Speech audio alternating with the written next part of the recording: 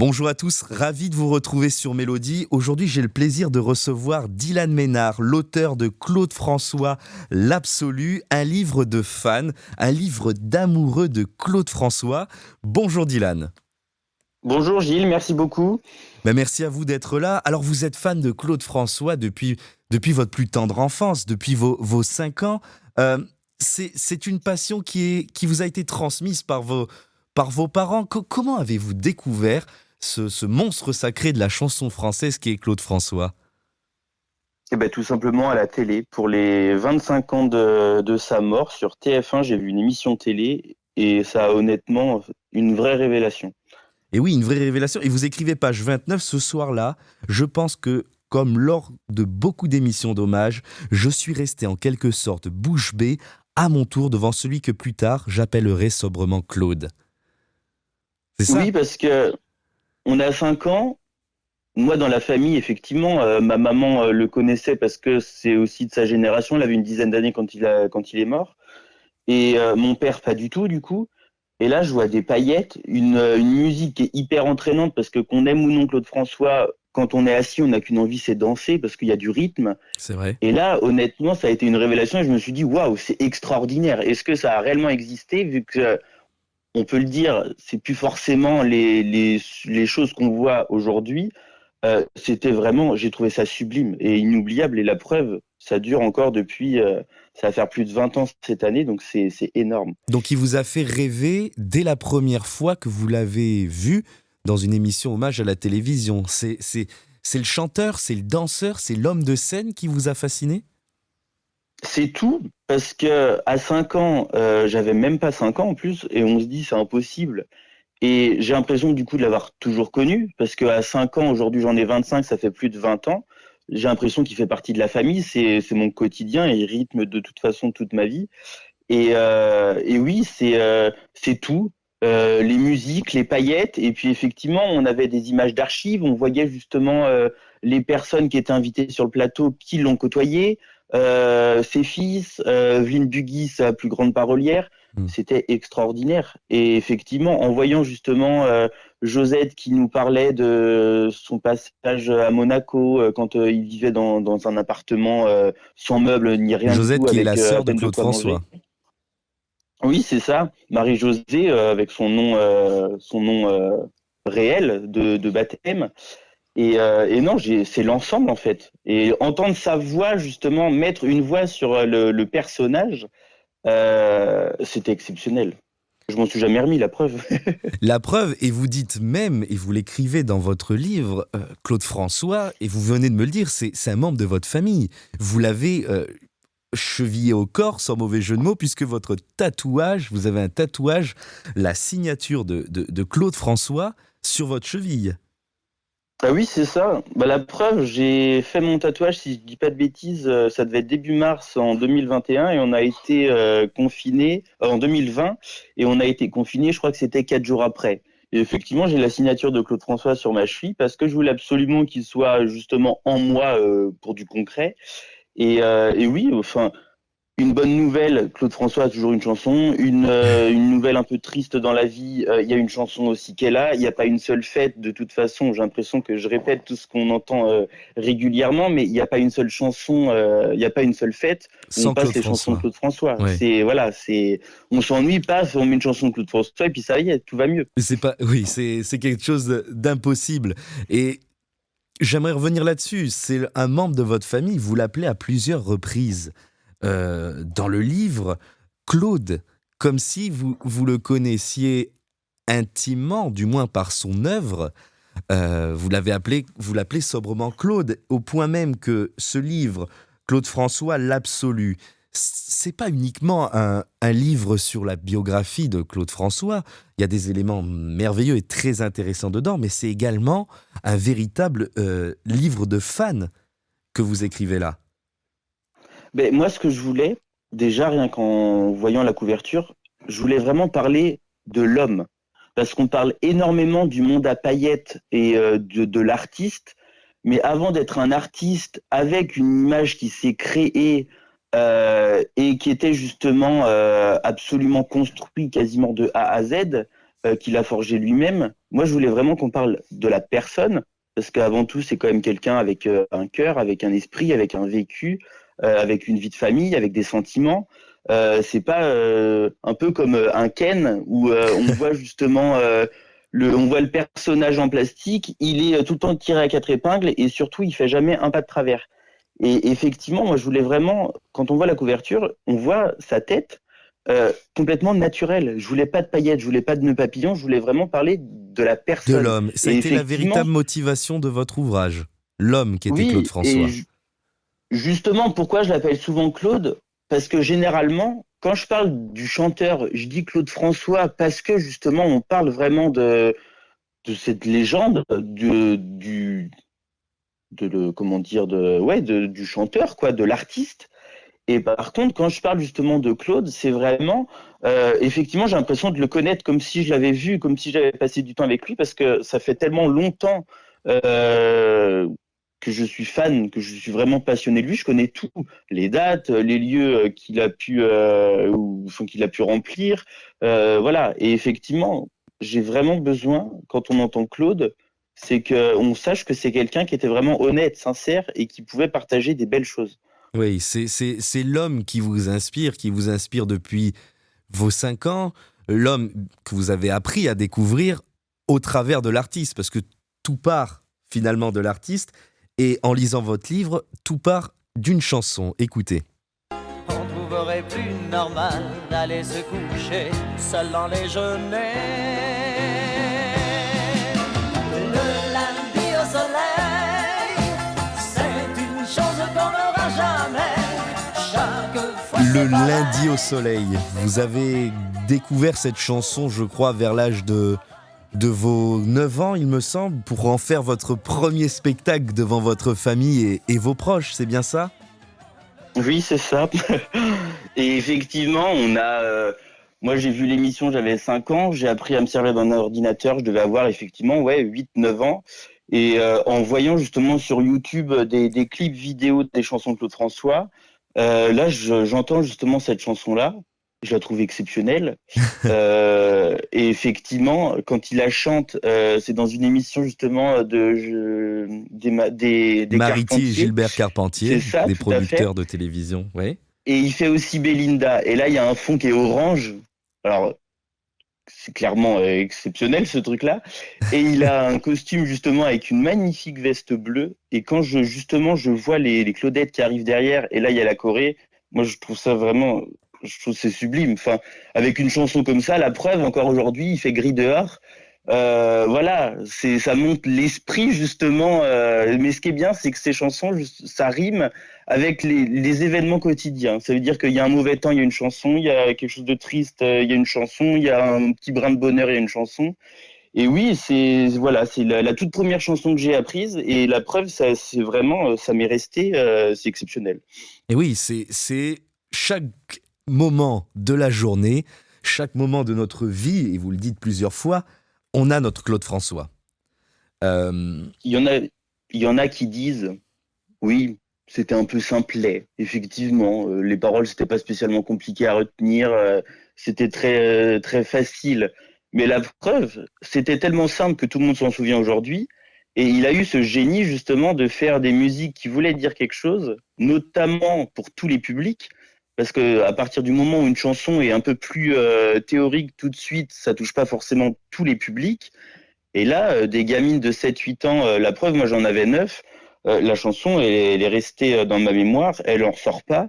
Et la preuve, pour moi, c'était un génie, justement. C'était tout à fait l'inverse de ce qu'on peut partager aujourd'hui. oui, bien sûr. On en reparlera plus tard de cet héritage de Claude François.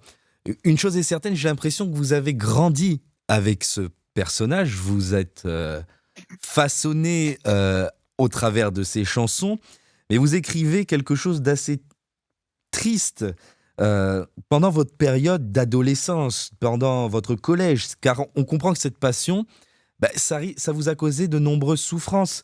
Vous écrivez page 31, à l'entrée au collège, j'ai dû à mon grand désespoir intérioriser cette passion. En plus d'être seul, j'évite d'attirer volontairement les moqueries pour essayer de survivre comme je pouvais. Ça vous a causé des souffrances, cet amour pour Claude François? À l'instant T, oui. Aujourd'hui, non, parce que j'ai réussi à faire avec ou à faire sans, et je m'en suis très bien, enfin, je pense m'en être très bien sorti. Mais effectivement, à l'arrivée au collège, moi, je suis pas forcément quelqu'un qui me livre facilement. Oui, j'avoue honnêtement que le seul truc que j'avais à ce moment-là, c'était Claude François. Parce que c'est quelqu'un, entre guillemets, à qui je pouvais parler, mais je sais que j'avais pas de réponse, donc au moins, ça pouvait que aller dans mon sens.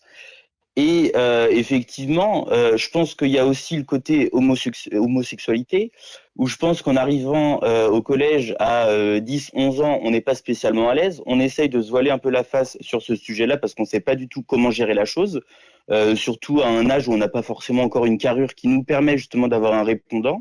Et effectivement, moi, Claude François, il rythme ma vie et il rythme mes journées parce qu'en fait, il a toujours été là. Et c'est vrai qu'il n'y a pas une seule journée où j'écoute pas du Claude François. Oui. Ça a été une sorte d'échappatoire. Et rien que pour ça, je peux pas moi personnellement, je peux pas me permettre de me dire, oui, bah, c'est bon, maintenant je peux oublier. Il m'a entre guillemets servi là pendant quelques années. Et aujourd'hui, c'est pas grave, je passe à autre chose. Non, moi j'en suis cet homme-là, je suis reconnaissant pour tout l'aide qu'il a pu me donner indirectement, parce que malheureusement, j'ai jamais pu le connaître. Et je pense que c'est ce qui fait mon bonheur aujourd'hui. Et justement, je peux que lui rendre hommage quotidiennement. Et c'était une thérapie, Claude François. Si en vous Ah oui, entendant clairement. parler, en vous lisant, on comprend que c'est bien plus, encore une fois, bien plus qu'un membre de la famille, bien plus qu'un artiste, bien évidemment. Ça a été pendant quelque temps une thérapie. Ah oui, clairement. Et moi, j'ai un copain, Quentin, qui a été effectivement exactement dans la même situation que moi. Et il dit tout à fait la même chose. C'est que on se retrouve en fait dans une chambre et là, on écoute en boucle des musiques. Déjà parce que c'est des musiques qui veulent dire quelque chose. On arrive justement à se retrouver facilement dans ces textes. Et le fait d'écouter une musique qui amène un petit peu de soleil, un petit peu de paillettes, il y a un côté paillette, clairement. Et Hmm. on se dit, bon, on est peut-être sur une petite planète un peu de bisounours, ça nous permet de s'évader un petit peu, de partir un petit peu de ce monde où il y a un petit nuage gris, où c'est assez tendu autour de nous. Et je pense que ça fait beaucoup de bien, ouais, déjà à la personne, au moral, et puis ça permet de se requinquer un petit peu, puis de repartir de plus belle. Bien sûr. Et ça a été difficile pour vous je- en vous entendant parler, d'assumer cette passion pour Claude François, ce vieux chanteur. Je mets des guillemets, bien évidemment, c'est pas moi qui parle, mais ce vieux chanteur vintage, ringard. euh, alors, on n'était pas encore dans les années 2010, je pense, l'héritage controversé que l'on connaît aujourd'hui. Mais ce chanteur ringard, est-ce que ça a été difficile de dire à ses petits camarades de classe, bah les mecs, je connais une bonne chanson, euh, écoutez Claude François, écoutez Lundi au soleil, Magnolia. C'était difficile ça quand on est de la génération, alors je sais plus, mais quand on est né fin des années 90, d'assumer devant ses camarades. Franchement, non. Au départ, oui, effectivement, parce que on se dit oh là là, il est jugé ringard, ça y est, c'est les paillettes, les pattes def, un chanteur avec une voix nasillarde, enfin tous les stéréotypes qu'on peut lui donner qui sont personnellement que je trouve totalement faux. Et lui-même Et en n'aimait fait, pas sa non. voix, d'ailleurs. Mais clairement, mais il a toujours critiqué sa voix. Il s'est refait le nez plusieurs fois, bon, pour des raisons médicales ou même pour lui au niveau personnel.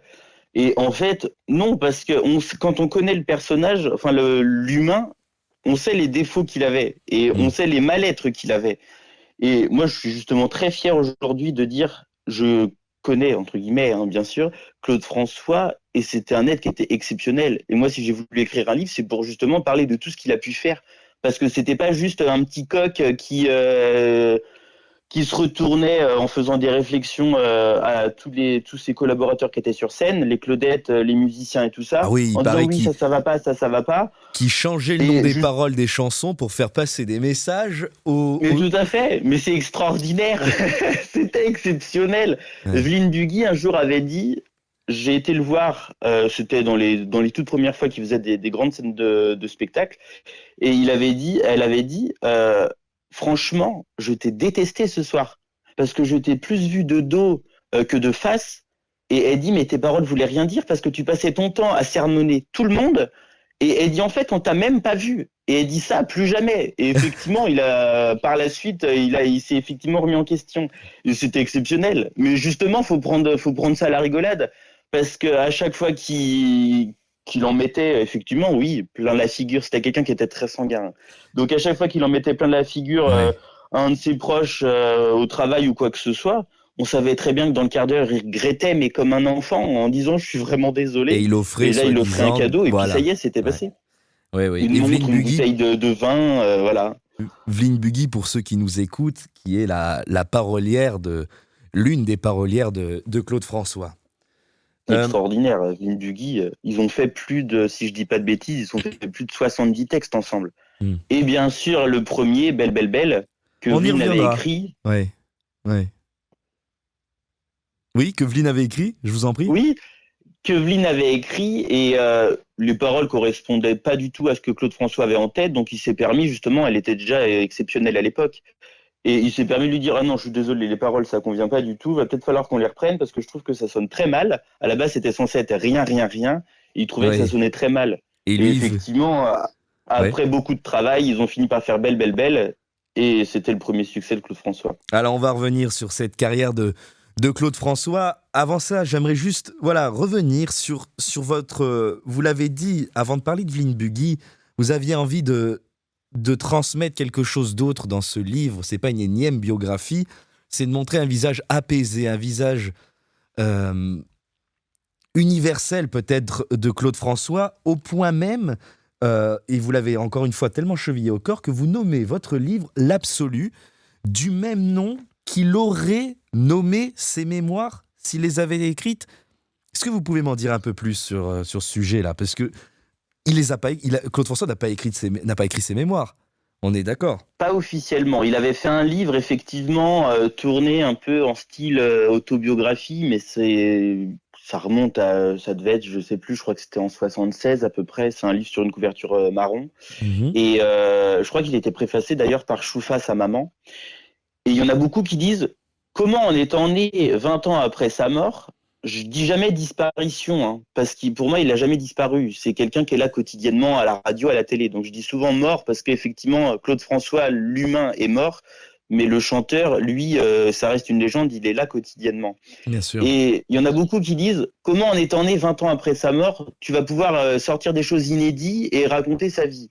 Bah, tout simplement parce que j'ai l'impression de l'avoir en moi, et je voulais surtout pas faire du replay. C'est-à-dire qu'aujourd'hui, effectivement, il y a énormément de livres qui sont sortis sur lui, dont plusieurs qui sont réédités 25 fois avec une illustration de couverture différente. Mhm. Et moi, déjà, je voulais donner mon point de vue, parce qu'il n'y en a pas beaucoup qui le donnent dans les livres qui sont parus aujourd'hui, en expliquant comment j'ai pu justement devenir passionné d'un être qui est disparu, enfin qui est mort depuis aussi longtemps.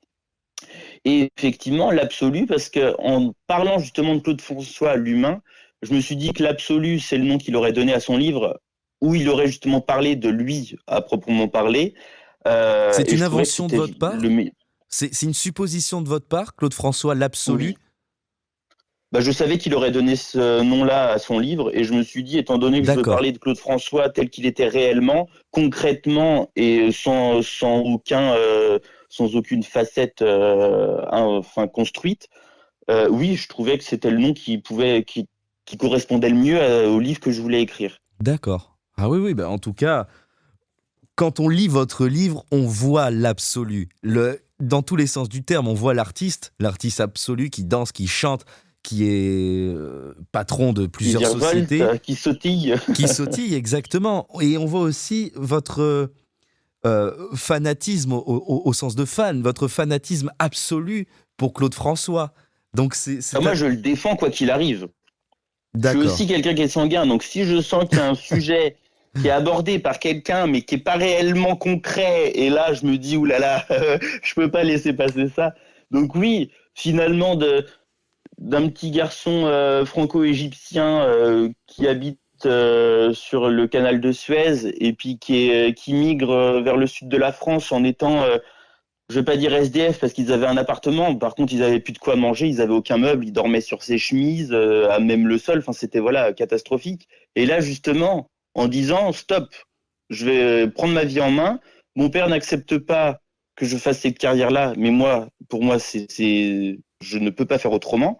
Et effectivement, du petit garçon très pauvre, quasiment misérable, faut dire ce qui est, qui mange un ou deux calissons en arrivant sur Paris par jour parce qu'il n'avait pas les moyens de faire un vrai repas. Et là, justement, il décide de se prendre en main. Il commence à avoir les succès et tout. Et là, il fait des chansons qui percent quasiment tout de suite. De toute façon, ça a été instantané. Et effectivement, après, il crée les clubs de fans et puis il crée des magazines. Et puis il dit, attends, je vais Et pas c'est m'arrêter là, je vais l'absolu. faire... Mais clairement. C'est Et le- puis l'agence de mannequins, et puis le parfum. Et puis en fait, il s'arrête jamais. Et puis il dessine les costumes qu'il de porte, et ces puis Claudettes. ceux Ouais. des Claudettes, et puis les chorégraphies. En fait, il s'est jamais arrêté. Et aujourd'hui, justement, il reste tout ce qu'il a pu mettre en place, honnêtement. Il Ben, a créé son héritage en bien étant sûr, vivant. bien sûr. Et si vous le voulez bien, on va maintenant rentrer dans la vie de Claude François. Une vie que vous évoquez tout au long de votre livre, dans une biographie synthétique, mais qui retrace l'ensemble de l'œuvre et de la vie de l'homme qu'était Claude François. Une vie courte, 39 années, qui ont marqué, je crois, la preuve en est aujourd'hui, et le nombre de publications, puis le nombre d'articles, le nombre d'émissions consacrées à Claude François. Une vie qui a marqué le cœur des Français et celui du petit Dylan âgé de 5 ans.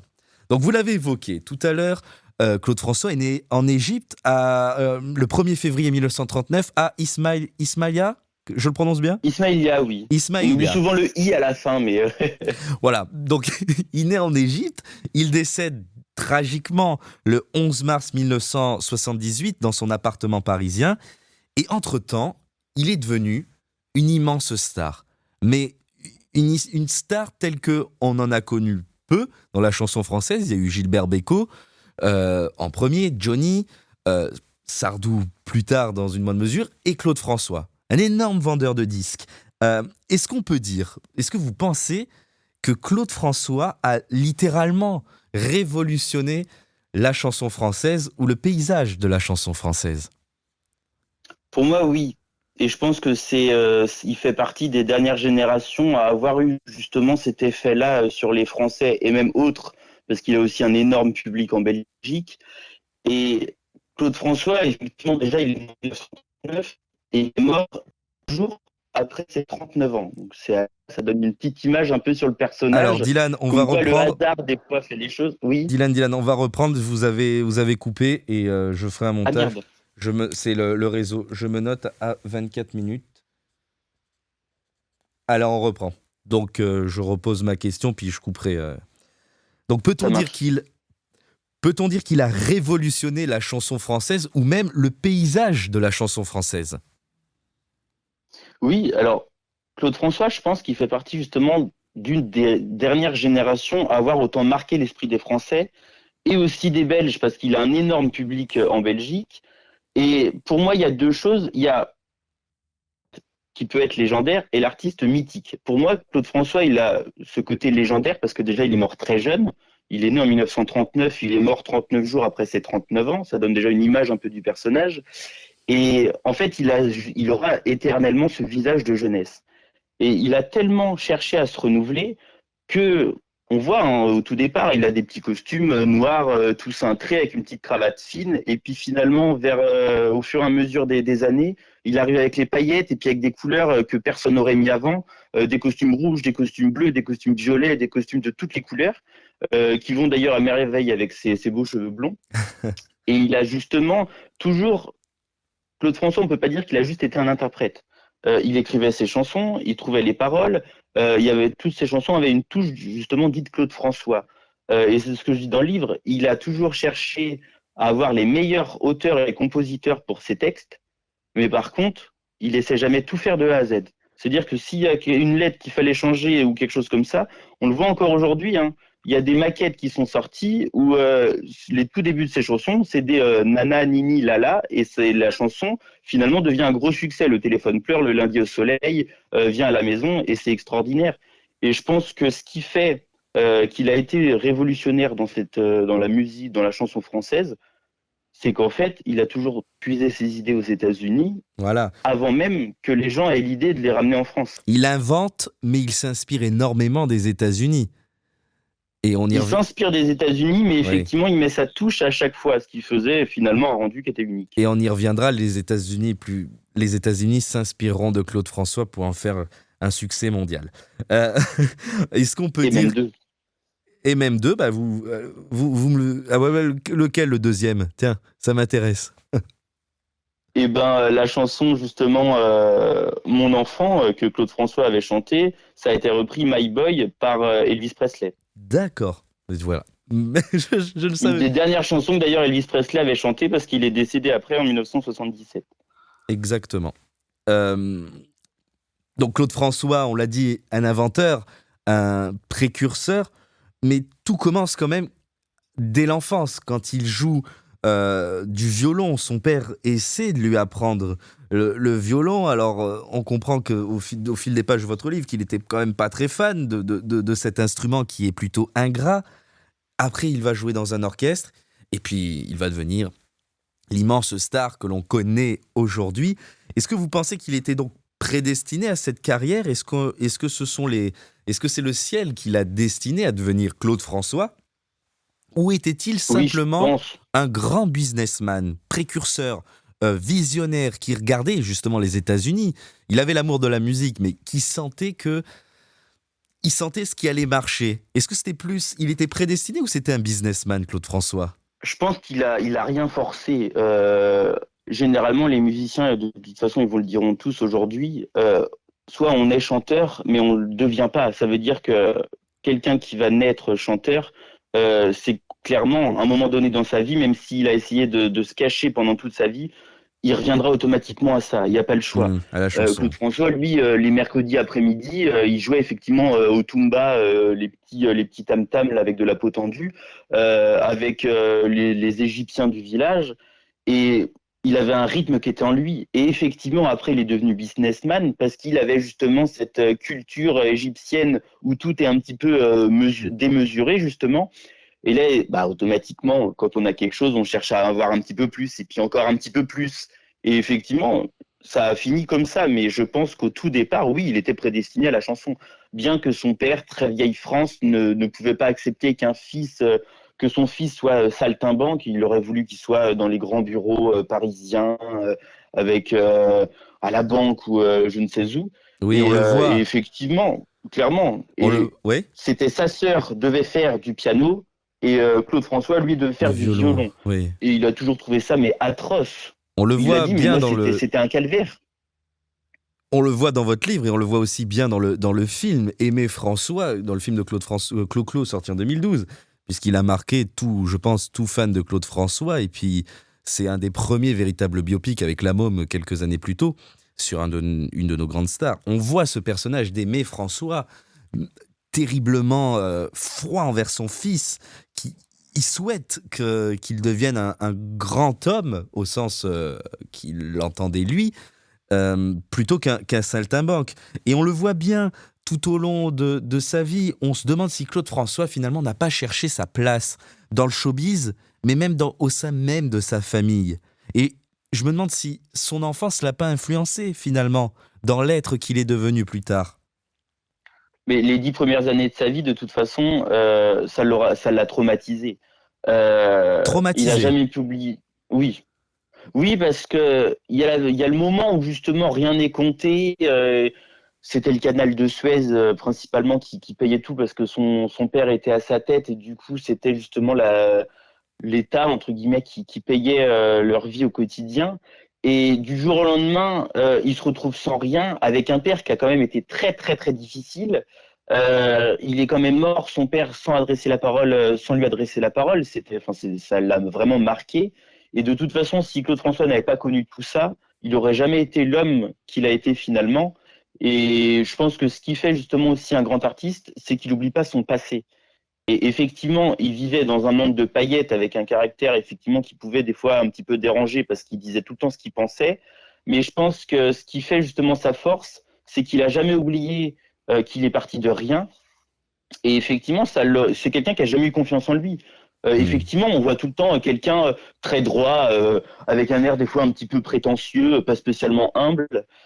Mais justement, c'était vraiment une image parce que c'est souvent qu'il allait dans sa loge et puis qu'à un moment, bah, avec à la fin d'un concert, bah, les nerfs lâchaient et là, il s'effondrait en larmes parce qu'en fait, il avait toujours très peur de se retrouver sans rien en disant à ses musiciens, mais si jamais je deviens rien, est-ce que tu m'accompagneras dans les petits cafés-théâtres On le voit dans le pour que film je continue à également. faire des concerts? On le voit Oui. également, ce passage dans le film. Oui. Bon, le film, c'est vrai que bon, il dure quand même 2 heures dans la version longue parce qu'il y a deux, trois passages qui ont été coupés parce que ça aurait été beaucoup trop long au cinéma. L'attentat, Et je crois, a été effectivement, coupé, il me semble.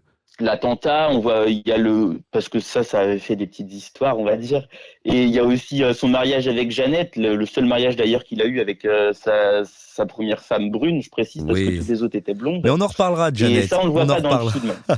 On en Et reparlera. effectivement, le film dure 2 heures et Hmm. il est très bien. L'acteur est vraiment extraordinaire. Jérémy Jérémy Renier. Renier, Oui. c'est un très très beau garçon. Il a vraiment il a très bien représenté Claude François. Il l'a bien Et c'est incarné. vrai que ça peut paraître un film qui passe un petit peu trop rapidement sur les divers événements de la vie de Claude François, mais le souci, c'est que sinon, c'est un film qui aurait duré 5 ou 6 heures. Donc, mais c'était un très beau film. Oh, que Franchement. vous seriez bien allé le regarder, j'en suis sûr. Ah oui, puis même plusieurs fois. Mais même plusieurs fois. Vous dites qu'il a cherché, encore une fois, enfin, qu'il a eu des rapports compliqués avec son père, que ça l'a façonné, qu'il n'a pas oublié le petit Claude Antoine, c'est ça, Claude Antoine François. Les trois, C'est ça. voilà. Il n'a pas oublié d'où il vient, mais il a quand même eu, voilà, cette blessure avec son père, ça l'a forgé. Mais ça aussi, peut-être modifié la relation avec sa mère, avec Choufa, qui, tout au long de sa vie, a été faite de haut et de bas. On comprend qu'elle jouait beaucoup au jeu, ce qui agacait éperdument, selon vos témoignages, enfin, selon votre livre, que ça a agacé éperdument Claude François. Et ça énerve même les fans de Claude François que sa mère joue. Vous écrivez ça dans votre livre? Oui, mais oui, parce que en fait, Choufa, c'est clairement une drogue. La drogue des jeux au casino, ça a toujours été, depuis qu'ils sont arrivés à Monaco jusqu'à même après le décès de Claude François. Et au tout départ, la moindre petite pièce qu'ils avaient à Monaco, elle allait tout de suite au casino. Et le problème, c'est ce que disait Claude François. Il dit, moi, j'ai jamais pu faire la manche à Monaco.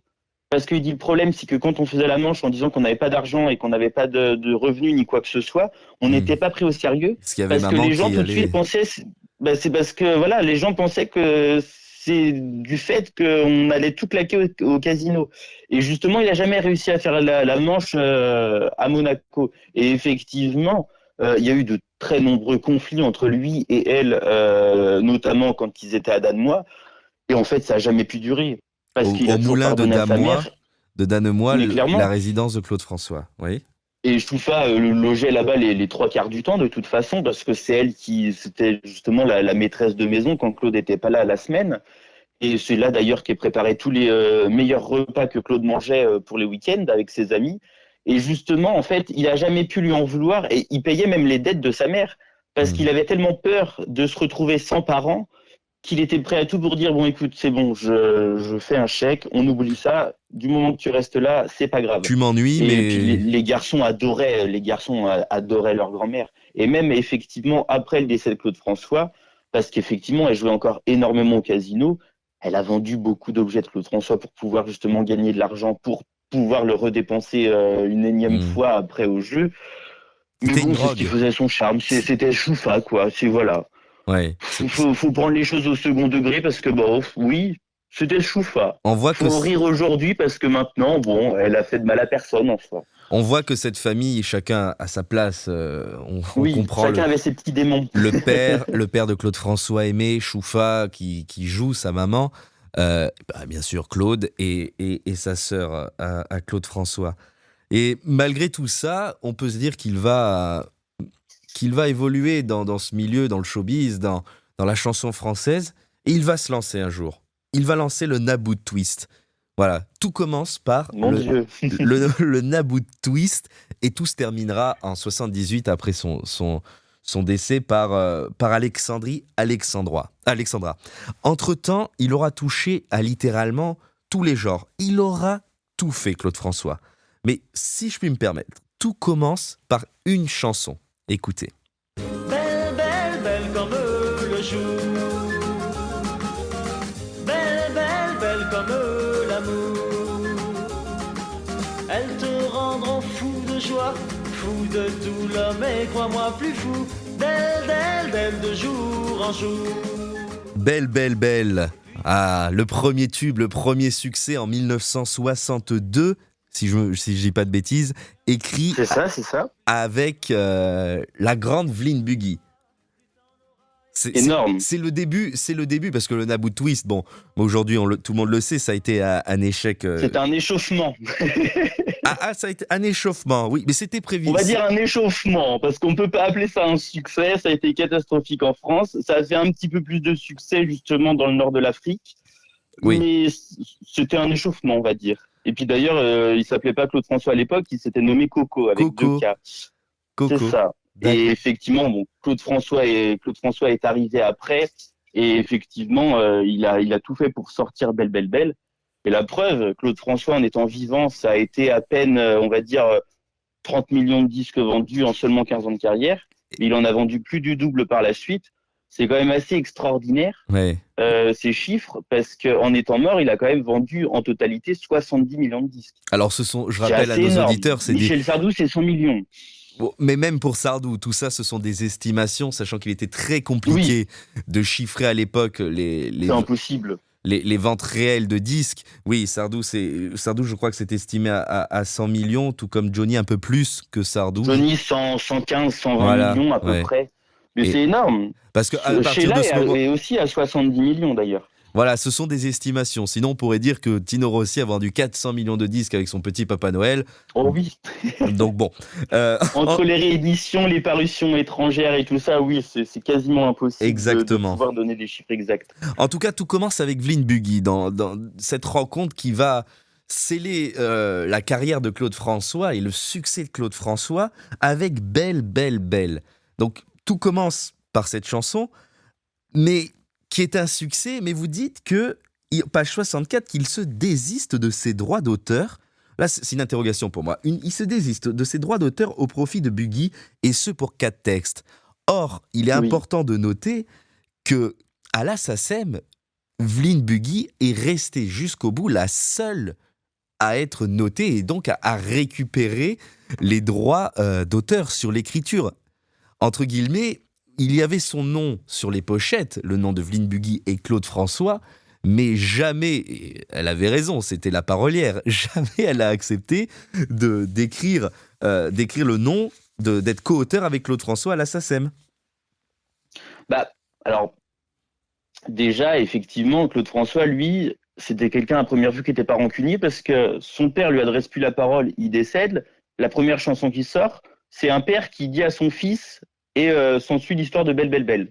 C'est quand même un bel hommage. Oui. Et effectivement, lui, alors il y en a quelques-uns des textes où effectivement il y a écrit Buggy et François. C'est assez rare.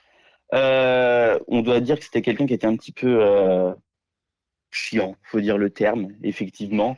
Et effectivement, sur les trois, quatre premières chansons que Claude a écrit avec Buggy, il s'est désisté parce que c'était pour lui le meilleur remerciement, lui disant: je te remercie pour ce début de carrière extraordinaire. Et en guise de remerciement, je souhaite te léguer mes droits. Déjà, ça montre quand même la générosité du personnage. Mais c'est là où je suis pas d'accord, où l'histoire montre que c'est... Enfin, j'allais dire je suis pas d'accord, où l'histoire montre que c'est plus l'inverse, c'est-à-dire que Vline Buggy lui dit: ok, tu me donnes les idées, mais par contre à la SACEM, c'est moi qui prend les droits de parolière. Claude François, ils s'utilisaient mutuellement, il lui donnait les idées, elle créait des textes, ils les créaient certainement ensemble, mais en tout cas à la SACEM, ce n'est pas un élan de générosité de Claude François, mais plutôt un élan de perspicacité de la part de Vline Buggy, qui note noir sur... Non, ça c'était des arrangements entre eux, on va dire. Il aimait bien avoir son nom partout, mais effectivement, quoi qu'il arrive, étant donné qu'elle était co-autrice à chaque fois, Autrice, elle a toujours touché. Comment? autrice, puisqu'à la SACEM, elle est Autrice, notice, lui, elle était est seule à co-auteur la d'ailleurs, SACEM. oui, effectivement. Mais non, elle a toujours touché les droits de ses chansons avec son co-auteur qui était Claude François, parce que il savait très bien que sans elle, de toute façon, il y a beaucoup de succès jusqu'au bout qu'il n'aurait jamais pu avoir. Ouais, oui, Il aimait bien voir son nom tout seul pour être mis en valeur en se disant regardez ce que j'ai fait. le nom sur la pochette et à la SACEM, c'est Evelyne Buggy qui touchait les sous. Voilà, tout à Euh, fait. en- pas- Et on peut noter ce qu'on veut. alors à la SACEM, non, puisque Madame Evelyne Buggy disait non, c'est mon nom, mais sur les pochettes, bien sûr, on peut mettre Claude François partout. C'est ça. Ça n'a aucune, je pense, aucune valeur Ça juridique. lui fait plaisir. Et bon, passons ce détail de SACEM, de droit d'auteur, peut-être pour venir à ce qui sera le plus grand succès de sa carrière. Un titre au moins, enfin, que des millions, voire des milliards de personnes portent en eux. Écoutez. Comme d'habitude, toute la journée, je vais jouer à faire semblant. Comme d'habitude, je vais sourire. Oui, comme d'habitude. Des milliards de personnes portent en elles, excusez-moi. Comme d'habitude, véritable succès Des planétaire. milliards de personnes portent en elle d'ailleurs sans savoir réellement quel visage mettre sur cette chanson parce que ça a tellement été repris un nombre de fois incalculable qu'en fait personne sait qu'à la base c'est un succès français. Et oui, comme d'habitude, qui deviendra My Way, adapté par Paul Oui. Anka, et bien sûr, et ça tout le monde le sait, repris par The Voice, Frank Sinatra. Un titre qui lui colle à la peau à Frank Sinatra, qui dans la version anglaise, qui illustre bien le personnage qui était Frank Sinatra, cette fin de carrière, et puis voilà, faire le bilan de sa vie. Et Claude François atteint une dimension internationale avec ce titre. Et je me pose la question, même quand je lis votre ouvrage, quand j'écoute My Way, quand j'écoute les dizaines de versions, celle de Nina Simone, celle d'Elvis, enfin, bon, est-ce que vous pensez que Claude François a été touché par ce succès ? Ben, c'était énorme, mais je pense que la personne la reprise qui l'a marqué le plus, c'est effectivement cette reprise de Sinatra. Parce que lui, Claude François, quand il était justement le mercredi après-midi, après le lycée, dans son internat, enfin dans sa chambre d'ailleurs, sa toute première chambre d'étudiant, il écoutait justement tous les disques qui venaient des États-Unis. Mais il a toujours eu ce fanatisme pour justement Frank Sinatra. C'était son plus grand idole. Et là, un jour, The Voice. cet homme reprend ce texte, mais là, il n'en revient pas. Il dit, mais c'est extraordinaire. Effectivement, il a été très touché que ça prenne une dimension aussi énorme, bien que ça, surtout pour une dimension aussi grande, aussi après son décès. Parce qu'il n'y avait pas eu autant de reprises jusqu'à 1978. Et oui, est-ce que Mais vous pensez... pour lui, sa plus grande concrétisation, c'était Sinatra, mais c'était extraordinaire. Mais si Sinatra n'avait pas repris cette chanson, aurait-elle eu une dimension internationale ? On est d'accord. Non, je pense pas. Ouais. Lui, à l'époque, Sinatra, c'était The Voice, c'était mondial, c'était une légende, justement, extraordinaire. Une voix, une prestance, tout le monde voulait lui ressembler. Ouais. Et quand Frank Sinatra reprend, comme d'habitude, sous le titre de My Way, donc on change Que Claude François aura rechanté en plus en My Way. Oui. Il l'a enregistré sur un disque. Oui, en Angleterre, peut-être je me trompe, il l'a pas chanté en Angleterre dans un gala. Moi aussi. Si, je pense. C'était au mois de janvier. Alors là, d'un coup, j'ai un trou de mémoire sur le nom justement de la salle de spectacle. Au Royal Albert Londres. Le Albert Hall, voilà, exactement. Hall, pardon. Et je crois que c'était justement en janvier, effectivement, 77, 78. Ouais. Il l'a rechanté et là-bas, les Anglais ne l'appelaient pas Clo-Clo, ils l'appelaient Claudie. Claudie. C'était mignon. En tout cas, Claudie devient un phénomène de société. Il devient une star du show business français, une star des plateaux de télévision. Il crée plusieurs sociétés, un label, le label Flèche. Il devient indépendant. Il aura même une agence de mannequinat au sommet de sa carrière. Comment il devient le businessman que l'on connaît aujourd'hui ? C'est encore ce côté égyptien, ce côté de voir les choses en grand ? Oui. Ouais. Mais oui, parce que il pouvait pas se contenter de ce qu'il avait, fallait qu'il se renouvelle toujours. Il avait tellement peur de toute façon de tomber dans l'oubli qu'il pensait personnellement qu'il n'avait pas d'autre choix que de se renouveler sans cesse. Ça veut dire qu'il avait 24 idées à la seconde, et les journées, de toute façon, faisaient 24 heures, mais c'était pas assez longue. Et il prenait très rarement des vacances, d'ailleurs, ça lui arrivait d'avoir fait des malaises à cause de ça, à cause du surmenage. Et en fait, justement, oui, il fallait qu'il se renouvelle. Il a fait les émissions qui étaient co-animées avec Michel Drucker. Ils en avaient encore d'ailleurs de nombreuses en tête, bon, qui n'ont pas pu se faire finalement. Mais il se renouvelait sans cesse. C'était une drogue. Il pouvait pas. Il avait toujours un carnet avec lui où il notait toutes ses idées. Les sketchs pour les Carpentiers, pour les tournages d'émissions, les idées de chansons, Mhm. son petit Le comment magnétophone vous appelez aussi. ça voilà, exactement, Ouais. où il disait déjà ses ordres, mais il disait aussi ses idées. C'était, voilà, il avait cette drogue, c'est pareil, c'était une drogue de toute façon, il pouvait pas faire avec. Il pouvait se réveiller la nuit en notant des idées. Ouais. Et c'est un véritable succès, un professionnalisme hors norme qui frôle avec, pas la folie, mais la maniaquerie. Et malheureusement, ça le conduira à cette triste après-midi du 11 mars 1978, où il décède après s'être électrocuté. La maniaquerie de trop. Je ne Le sais pas si c'est geste la de maniaquerie de trop. trop, mais Non. en tout cas, en lisant votre livre, on se rend compte qu'il a littéralement presque rendez-vous avec la mort. Euh, vous dites Oui. que, bon, on parle de sa prise d'avion, de cette émission à laquelle il devait participer, mais que bon, il était très en retard, bon, comme toujours apparemment. Euh, l'électricien C'était qui, une routine.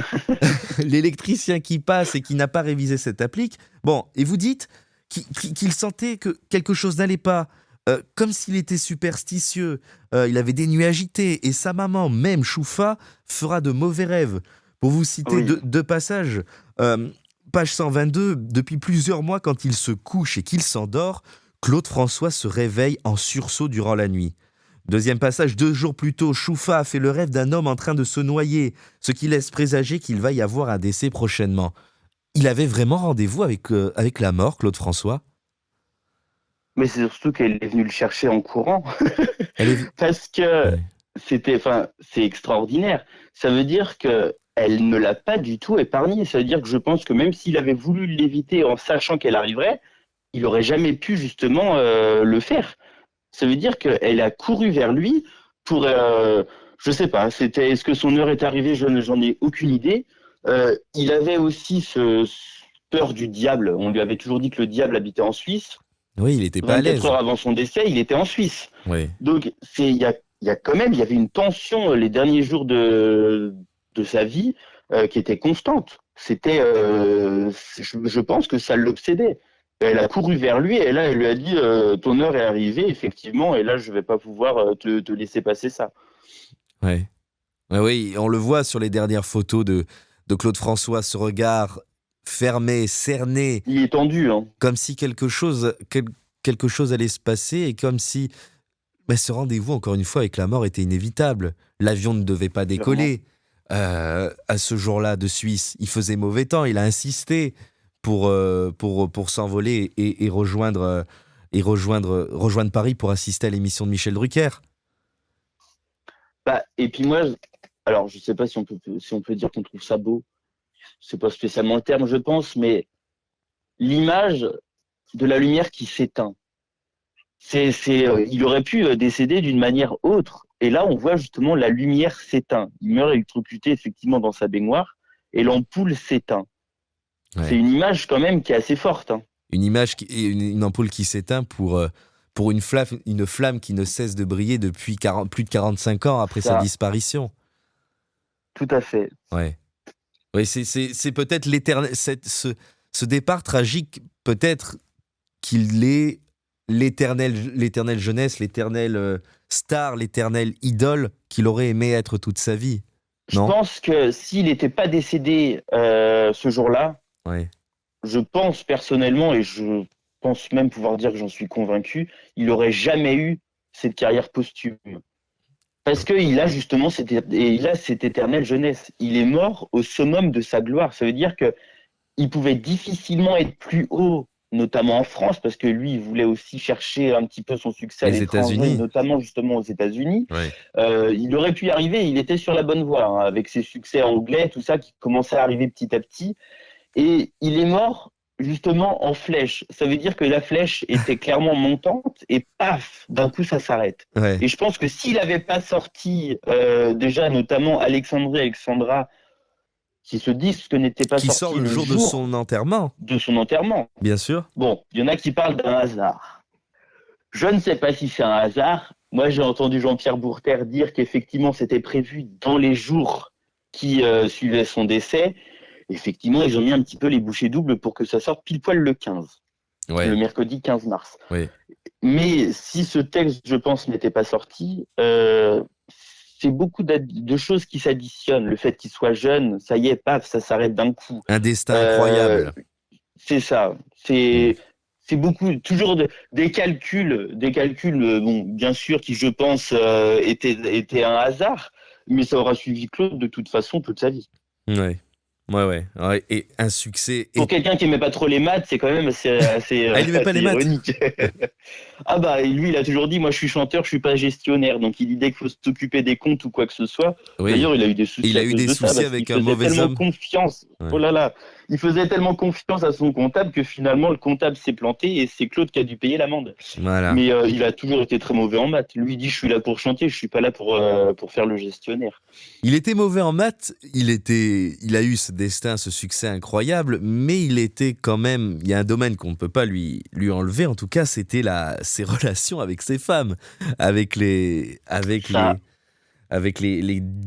dizaines de conquêtes qu'on lui prête. Bah, on dit l'homme aux 3000 femmes, voilà. Bon, C'est- modestement, bien évidemment. L'homme aux 3000 femmes. Je ne sais pas si c'est vrai, mais il n'y avait pas de routine. Et ça a commencé avec Jeannette, sa première épouse, Mm. sa seule épouse, la seule femme avec laquelle il Oui, sera d'ailleurs. marié, et qui, alors selon la légende, et là j'aimerais revenir avec vous dessus, selon la légende, elle le quitte pour Gilbert Bécaud. Soi-disant, Gilbert Oui. Bécaud lui pique Jeannette. Vous voyez, Monsieur 100 000 volts. Monsieur 100 000 volts, oui, vous l'appelez d'ailleurs beaucoup plus souvent Monsieur 100 000 volts dans votre livre que Gilbert Bécaud.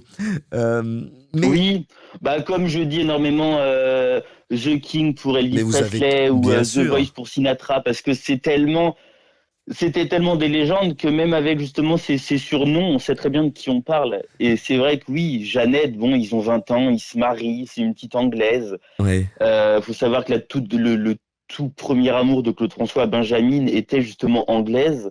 Ils se sont rencontrés en Égypte et puis ils n'ont jamais pu avoir leur petite amourette parce que justement ses parents ne voulaient pas qu'ils se mettent ensemble. ouais. Et justement, il la gardera en tête toute sa vie, hein. Mais- Il a d'ailleurs sorti une chanson pour lui rendre hommage, ces pauvres petites filles riches. Et je sais, Et non justement, comment? Je sais également. Ça, c'était Jeannette.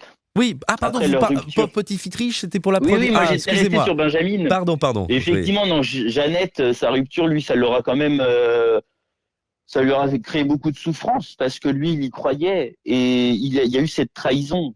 C'est-à-dire qu'elle, elle était danseuse, une danseuse en plus avec pas mal de succès. On le voit d'ailleurs, hein, elle a dansé dans le film Bang Bang aux côtés de Sheila. Elle est juste derrière Sheila. Et c'est une danseuse qui avait énormément de succès. Et effectivement, elle dansait cette saison-là pour Gilbert Bécaud. Et là, bon, bah, les sentiments ne se contrôlent pas. Elle tombe folle amoureuse de lui. Et Claude François, bah, du coup, quand ça se termine, il a très mal parce que lui, il est vraiment au plus bas. Ça veut dire que ça veut pas percer. Il Ouais. habite dans une petite chambre de bonne, il gagne pas sa vie. Ouais. Il a 2 pulls, 2 pantalons, 2 chemises, il a rien d'autre. Et là, ça va être dur pour lui. Mais ça va être le déclenchement. Mais justement, il y a une vérité peut-être à remettre dans son contexte. C'est-à-dire qu'on dit souvent, plusieurs versions s'opposent d'ailleurs, mais que Gilbert Bécaud a piqué Jeannette. Or, et que Claude François est éperdument malheureux de cette rupture. Or, j'ai le livre sous les yeux. Jacques Pessis et Claude Lemel.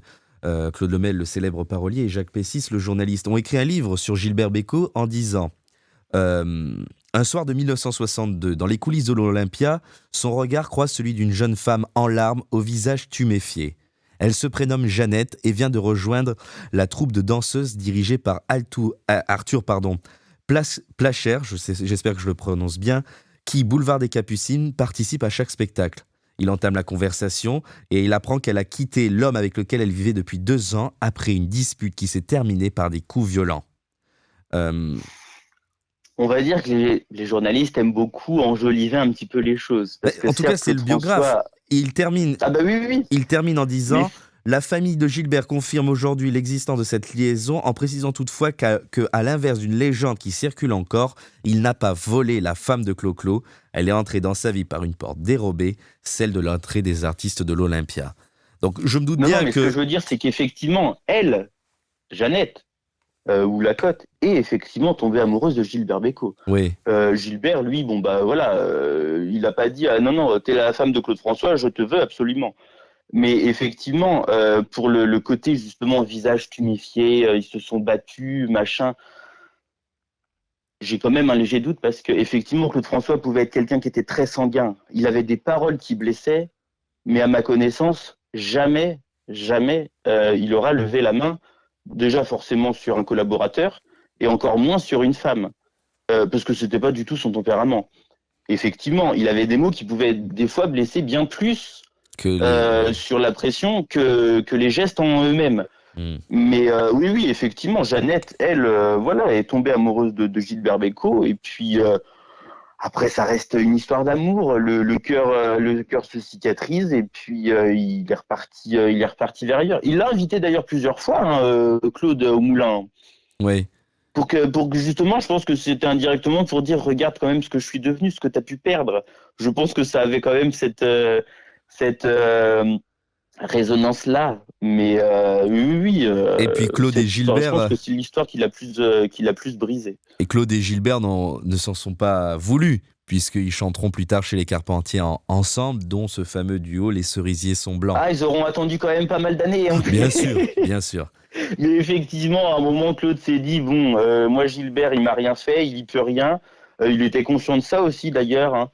Et justement, ils ont fini par faire 1 ou 2 émissions ensemble où justement, c'était les deux têtes d'affiche de ces émissions. Ouais. Et toujours chez les Carpentiers, de toute façon, c'était des légendes, ce couple-là. Et effectivement, bon, bah voilà, ils se seront retrouvés sur le tard. Mais je pense que c'est 2 personnes qui s'aimaient beaucoup, oui. Mm. Et Claude François compose, et vous allez l'entendre à l'instant, sort cette chanson « Je sais » après sa rupture avec Jeannette. Je sais que cette fois c'est la fin. Je sais que l'on n'y peut plus rien. Je sais, mais je ne peux pas croire. Je sais qu'il n'y a plus d'espoir. Quelle merveilleuse chanson! Moi, j'adore. Quel Je texte! la trouve très belle et je trouve que c'est un texte où quand on ferme les yeux, on arrive tout de suite à mettre des images justement sur cette chanson-là. Ouais. Je la trouve très belle. On voit, on la voit partir, on voit le désespoir de Claude François. Et à chaque fois qu'il va Là, ça avoir fait une pas longtemps rupture, qu'ils se sont quittés en plus. Hein. à chaque fois qu'il va avoir une rupture, il va créer un texte. Après France Gall, il créera, je parle souvent de Contrôle, mais il créera My Way. Oui. Et enfin, comme d'habitude, Oui. énorme tube, Je sais, après Jeannette, etc., jusqu'à Isabelle, Kathleen. Il a besoin de s'exprimer là-dessus, Claude. C'est lui. En fait, il est tellement. Déjà, de toute façon, c'était un grand sentimental. Et je pense que la chose qui pouvait lui permettre justement de dire c'est bon, Claude, il faut que tu tournes la page parce que là, c'est vraiment terminé. Effectivement, C'est de faire une chanson. automatiquement, il crée un texte. Et Ouais. quasiment à chaque fois. Donc, il y en a aujourd'hui, bon, il mettrait ça sur les réseaux sociaux. Bah, lui, il disait non, il faut que j'écrive absolument une chanson. Ouais. J'ai besoin d'extérioriser ce que je ressens. Et en plus, en y mettant justement une musique dessus, bon, bah, c'est tout de suite beaucoup plus. C'est plus joli, quoi. Ça passe plus facilement. Et tous ces éléments, cette vie incroyable de Claude François, ces déchirures familiales, professionnelles et aussi sentimentales, eh bien, ça nous emmène peut-être à une troisième un troisième temps de réflexion sur ce personnage, sur votre livre, L'Absolu, euh, où vous parlez longuement d'un héritage peut-être controversé de Claude François. On voit de nombreuses histoires autour de l'homme qu'il était. Euh, Vous écrivez à plusieurs reprises que Claude François n'a pas la place qu'il mérite, plus de 45 ans après sa disparition. Et même de son vivant, il était souvent attaqué par le showbiz. Autrement dit, il était écouté. Et j'ai bien peur toute ma vie d'être incompris, car aujourd'hui je me sens mal aimé, je suis le mal aimé. Les gens me connaissent tel que je veux me montrer, et ont-ils cherché à savoir d'où me viennent mes joies, et pourquoi ce désespoir caché au fond de moi. Oui, voilà, vous dites, est-ce qu'il était mal aimé, Claude François? Car vous dites, page 71, depuis plusieurs années, Claude François est largement calomnié, associé à une cause autrefois prohibée, qui rime aujourd'hui à s'indigner régulièrement. Est-il sali, Claude Oui, François, aujourd'hui? Est-il encore mal aimé? bah, le souci, c'est que quand quelqu'un a du succès, il y a beaucoup de personnes qui vont dire c'est extraordinaire, mais il y en a bien plus qui vont dire ça dérange. Et automatiquement, il prenait quand même énormément de place. Parce qu'on allumait la radio, c'était du Claude François, on allumait la télé, c'était Claude François, on le voyait strictement partout. Oui, Il était extraordinaire. On le voyait vraiment partout. Et le souci, c'est que même encore aujourd'hui, dans la 46e année, il a des chiffres records qui sont extraordinaires.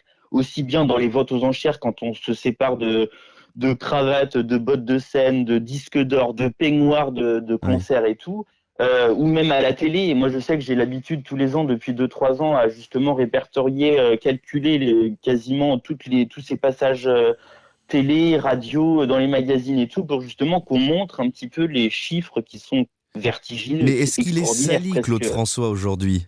Par rapport Oui, à tout ça, à des mais causes oui, parce que injustes, des causes hors le de... problème, c'est qu'aujourd'hui, Oui, vous allumez la télé, quand on parle de Claude François, il y a que deux sujets qui reviennent. C'était oui, quelqu'un qui était inhumain, qui était pas du tout agréable, c'était une ordure, il maltraitait ses collaborateurs, c'était un coq, voilà.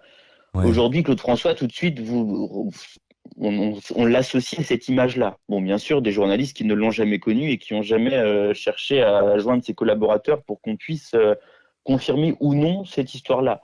Et effectivement, il y a aussi un sujet qui est très actuel aujourd'hui avec MeToo, c'est les histoires, effectivement, oui, comme les trois quarts des artistes de cette époque-là, ils ont tous eu des histoires avec leurs fans, parce que les filles attendaient que ça. Et étant donné, je ne peux pas parler en connaissance de cause parce que je n'étais pas né à cette époque-là, mais pour justement avoir eu contact avec des filles qui ont eu des relations avec lui, oui, en fait, elles attendaient que ça. C'était une sorte de jeu entre elles, et il n'y en a aucune qui regrette aujourd'hui. Parce qu'elle disait, mais nous, Oui. Claude, c'était notre Dieu, c'était vraiment, Mais il n'y avait pas c'était une notre Dieu, c'était emprise, notre étoile. justement, de Claude François sur ces jeunes filles, Non, parce en que tant elles étaient qu'idole. libres de toute façon. Comme? En tant qu'idole, c'était leur idole. Il avait une emprise peut-être psychologique et involontaire, bien sûr, parlons Bah lui, au il candid. avait énormément de respect pour ses fans parce qu'il Oui, savait très bien que sans elles, de toute façon, il était rien. oui, Il avait une reconnaissance qui était assez énorme parce que justement, elles attendaient que ça, le voir. Elles attendaient que ça, de le toucher, d'avoir un baiser, d'avoir un autographe. Donc du coup, effectivement, lui, il était très proche d'elles parce qu'elles attendaient ça. Quand il sortait un magazine Podium, il allait voir les filles en disant, les filles, est-ce que tel ou tel article, telle ou telle couverture, ça vous convient? Avant que les oui. disques sortent, il allait les voir en disant, les filles, je viens de sortir une chanson, est-ce que la pochette, vous la trouvez jolie? Est-ce Oui, que ce texte-là, ça peut vous plaire? mais ce qui Donc pose finalement, c'était du problème, donnant-donnant. en tout cas, ce qui soulève des débats dans la société aujourd'hui, et c'est une vraie question, est-ce qu'on doit juger un personnage de la fin du XXe siècle, enfin, la seconde Non. moitié du XXe siècle, au regard de ce nouveau siècle, du XXIe siècle débutant? C'est une vraie question auquel je n'ai pas forcément de réponse. Mais en tout cas, il ressort souvent cette fameuse interview où il parle des très jeunes filles qu'il préfère. Euh, et vous écrivez, et là, c'est une véritable question que je vous pose, est-ce que vous ne cherchez pas à surdéfendre peut-être Claude François face à un comportement qui, d'antan ou peut-être même aujourd'hui, s'avère limite, voire répressible. Vous écrivez, page 87, « La femme de ses rêves n'a jamais pu exister dans ce monde. Pour combler Claude François, la femme parfaite doit avoir pour l'éternité les traits de l'insouciance gravés sur le visage. » Mais qu'est-ce que vous entendez par les traits de l'éternité, pardon? Bah, déjà, le souci à l'heure actuelle, c'est que on revient à mettre un discours de 2023-2024 qu'on compare à des années 70. Donc ça fait quand même presque un demi-siècle. Oui, Et le tout à fait. problème avec un sujet comme ça, c'est que déjà, on parle quand même de quelqu'un qui est plus là depuis 46 ans. Vous le C'est-à-dire dites qu'il dans est le mort livre. depuis 46 Et il ans. ne peut pas se Et défendre. ça, j'avoue que Oui. j'arrive pas à comprendre. Oui. Et je me dis que personne, mais vraiment personne, n'a regretté quoi que ce soit avec Claude François, parce que, étant donné que c'était souhaité, il n'y a aucune raison de faire des polémiques dessus. Oui. Et puis, comme disait une chanteuse, je dirais pas le nom parce que je veux pas dire de bêtises, mais ça arrivait à tout le monde à l'époque d'avoir des aventures avec des jeunes femmes, parce que c'est bien ce que je dis dans le film. Je parle de jeunes femmes, mais pas des gamines. Ouais. C'est la confusion généralement qu'on essaye de vouloir remodeler pour essayer d'envenimer un petit peu la polémique. Donc pour moi, c'est des polémiques qui n'ont pas lieu d'être à l'heure actuelle. Il y en a effectivement peut-être, mais ça me regarde pas. Mais là, en défendant l'image de Claude François, oui, pour moi, c'est des polémiques qui n'ont pas lieu d'être. Vous cherchez Parce à le que vous défendre parlez... en disant qu'il n'est pas un prédateur. C'est ce que vous êtes en train de me Mais dire. moi, je veux défendre absolument son image. Ouais. Parce qu'on le fait passer pour quelqu'un qui ne l'est pas. Et Claude Junior, Oui. son fils, le plus vieux de ses fils, qui a l'habitude aujourd'hui de parler justement énormément en public pour défendre l'image de son père, Oui. lui, ça le rend malade. Parce que le souci, c'est qu'aujourd'hui, calomnier quelqu'un qui est mort, ça veut dire qu'on est désarmé. Ça veut dire qu'on ne peut pas porter plainte pour diffamation ou quoi que ce soit à l'heure actuelle contre Oui. quelqu'un qui est mort. Parce qu'étant donné qu'il est mort, aux yeux de la justice, entre guillemets, c'est quelqu'un qui Les n'existe procédures plus. s'arrêtent. Oui, bien sûr. Voilà. Et le problème, c'est qu'on ne cherche pas à se soucier de savoir si ça peut blesser la famille ou non, et on laisse faire les choses. Et moi, ce qui m'agace, c'est que, justement, vous parliez d'un passage télé, ce film-là, il dure un quart d'heure. Et il parle des fans. Effectivement, il préfère les fans jeunes femmes parce qu'il y a un côté insouciant. Il dit, moi, j'aime bien les petits fruits verts. Parce qu'il dit, le problème, c'est que quelqu'un qui a une trentaine d'années sur scène, elle va comprendre les mots d'une certaine manière, enfin, complètement différemment. Il Et ça parle va aussi prendre une des autre tournure aventures dans dans sa ce tête. texte. Je cherche pas. J'essaie de comprendre ce véritable regard de fan que vous portez pour Claude François. Et Il a toujours aimé les jeunes femmes. Voilà, il Ça, le en dit même temps, il le dit dans cet extrait. Il le dit, Dieu sait que j'ai des aventures au-delà de 30 ans. mais heureusement, mais puis d'ailleurs, mais heureusement pour lui. Ouais. Mais vous pensez donc que Surtout à Claude l'heure François, actuelle, la preuve. il est calomnié pour des faits qui n'ont déjà pas à être jugés après sa mort, pas à être jugés sous le prisme du XXe siècle, Clairement. mais aussi que, et vous le dites, et c'est très intéressant, que Claude François n'était pas un amateur n'était pas un amateur de gamine. gamine, qu'il aimait les jeunes filles, ce qui est discutable en termes de la loi, encore une fois. Mais S'il avait le choix, effectivement, entre quelqu'un de 45 ans et quelqu'un de 25, oui, il allait vers quelqu'un de 25. Ouais. Parce que c'était son tempérament et que lui, dans sa tête, n'avait pas du tout l'impression d'avoir 30, 35 ou 40 ans. Bien sûr, et que c'est pas le Lui, prédateur il que l'on était essaie de faire éternellement jeune. passer. Dans sa tête, lui, il a éternellement eu 25 ou 30 ans.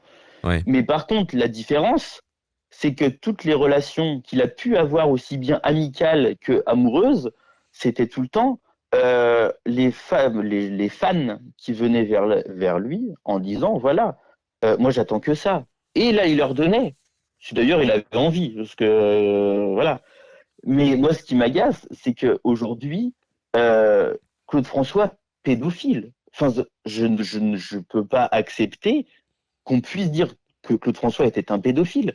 Est-ce que aujourd'hui, il y a une des personnes qui ont eu une aventure avec lui qui se permettent de le diffamer comme ça en public? Bien sûr que non, parce que c'est des faits qui n'ont pas été avérés. Donc effectivement, il y a des journalistes de l'époque, des chanteuses qui viennent cracher sur lui en public. Ah bah il attendait que ça, bah oui, il a enlevé mon corset, machin.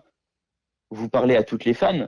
Là, je dirais pas son nom, mais encore la semaine dernière, il y a une justement des chanteuses de l'époque et animatrices télé qui disaient bah oui, il cherchait absolument à enlever mon corset, il a voulu me déshabiller. Ouais. Oui. Et là, elle a dit au début de l'émission, bon, je vais encore dire ça, mais je vais me faire allumer par les fans parce qu'à chaque fois que je prends la parole sur Claude François, je m'en prends plein la figure. Mais parce on sait on sait pertinemment que c'est faux. On sait pertinemment que c'est faux. Lui, Claude François, n'était pas du tout intéressé par cette animatrice-là. Donc, est-ce qu'aujourd'hui, 45 ans après, elle a encore en travers la gorge, et c'est une aventure qu'elle aurait tellement voulu avoir qu'un demi-siècle après, elle s'en est toujours parmi, elle essaye justement de retourner l'histoire pour le faire passer pour un monstre ou qu'on parle d'elle, je ne sais pas. Mais alors, si tout Mais ça est faux, pourquoi les médias, pourquoi les livres, pourquoi on Mais continue parce que de c'est un salir sujet qui est Claude actuel. François? Pourquoi on Parce continue que de... c'est un sujet actuel et c'est un sujet aujourd'hui qui vend. Oui, donc Ça veut dire il vend. qu'aujourd'hui, bah oui, ça vend. Claude Ça vend du François, papier, ça vend. pédophile, ça vend. Mais bien sûr que oui. D'accord, ouais. Parce qu'on en parle. Hmm. Parce que c'est un sujet qui est à la mode et vu que c'est tellement une image, Claude François, ça reste quand même aujourd'hui encore un empire, un mythe, une légende. Automatiquement, on associe ce sujet-là à cet être totalement extraordinaire. Bien sûr que ça va se vendre. Parce qu'un sujet à la mode sur une personne légendaire, c'est deux sujets qui peuvent, enfin, une addition qui se fait parfaitement. Oui, à la Bien qu'elle mode soit et fausse. aussi peut-être qui peut, je pense, soulever la controverse si ce n'est pas expliqué clairement comme vous essayez comme vous Bah, le moi, le faites souci, là. c'est ce que je dis c'est ce que je dis dans le livre et c'est ce que dit justement Claude Junior, parce qu'il y a eu justement une polémique à la télé récemment sur le service public. Oui, Et justement, Claude Junior a pris la parole en disant, mais rendez-vous compte qu'en accusant à tort des faits qui sont prohibés, qui sont faux et qui sont en plus de ça totalement injustifiés, vous discréditez la vraie parole. Et moi, ce que j'accepte pas, c'est que on colle une polémique sur oui. un personnage qui n'a pas lieu d'avoir de polémique. Et ça, je n'arrive pas à comprendre. Et vous Parce dites qu'il aurait qu'effectivement, eu ça des plaintes discrédite sinon. Mais bien sûr que oui. Oui. On le sait pertinemment. On voit aujourd'hui effectivement Que des la parole actrices, se libère. mais voilà, 35, 40 ans après. Et il n'y Ouais. en aura jamais sur Claude François. D'accord. Parce que c'était quelqu'un qui était totalement respectueux et respectable. Mais qui a eu beaucoup de Même conquêtes pour et lui, qui était aussi un voilà. personnage, il faut le rappeler, un personnage qui a Il été avait une élevé conscience. Hein. dans une autre époque. Il faut le noter quand Et puis même. vu le père avec vu le père qu'il a eu pendant toute son enfance, Ouais. il avait quand même pas spécialement le choix de se tenir à carreau.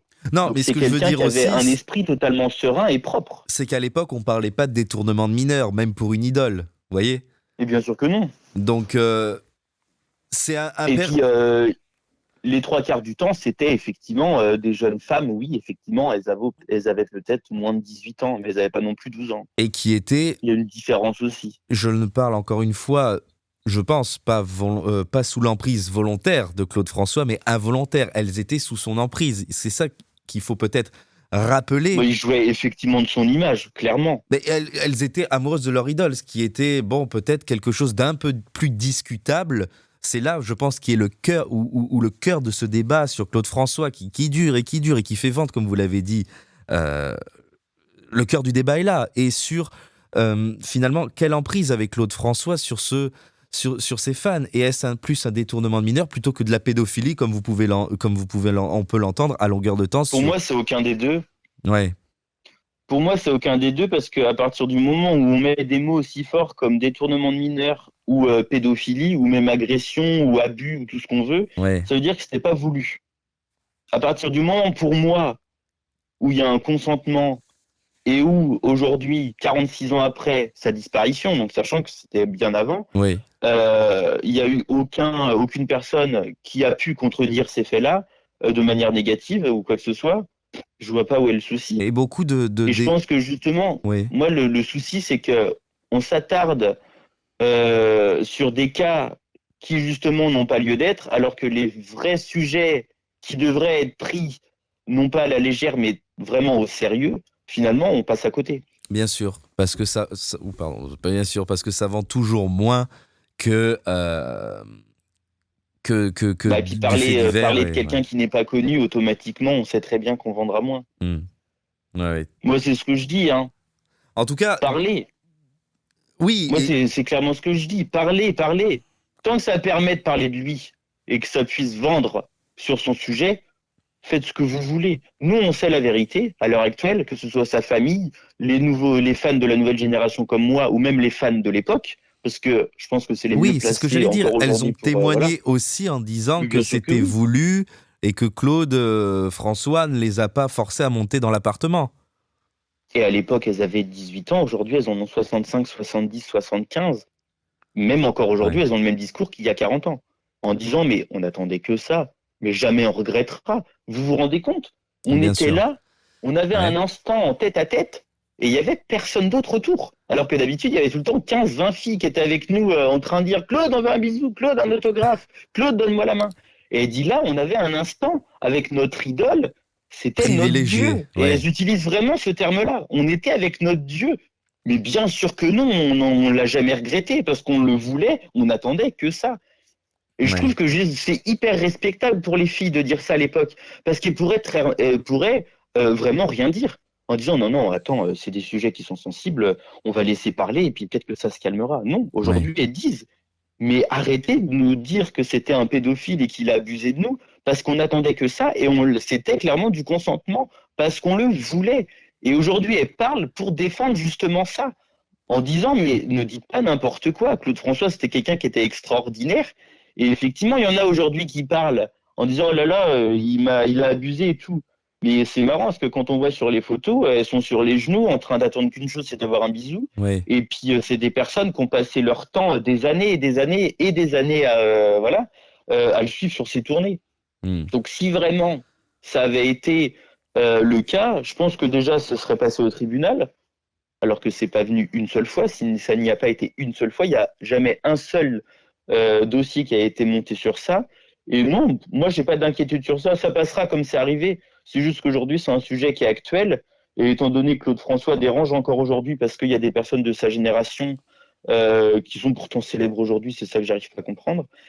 Tant qu'il y aura des personnes de sa génération, c'est un sujet qui vendra du papier. Qui reviendra. Mais déjà à Ouais. l'époque, il était embêté avec des sujets polémiques, parce que Claude François, faut quand même savoir, à l'époque, les sujets people avec tout ce qui était Voici, Gala et tout ce qu'on veut, où il y avait justement pas mal de polémiques et de trucs comme ça, c'était quand même le premier à en être victime.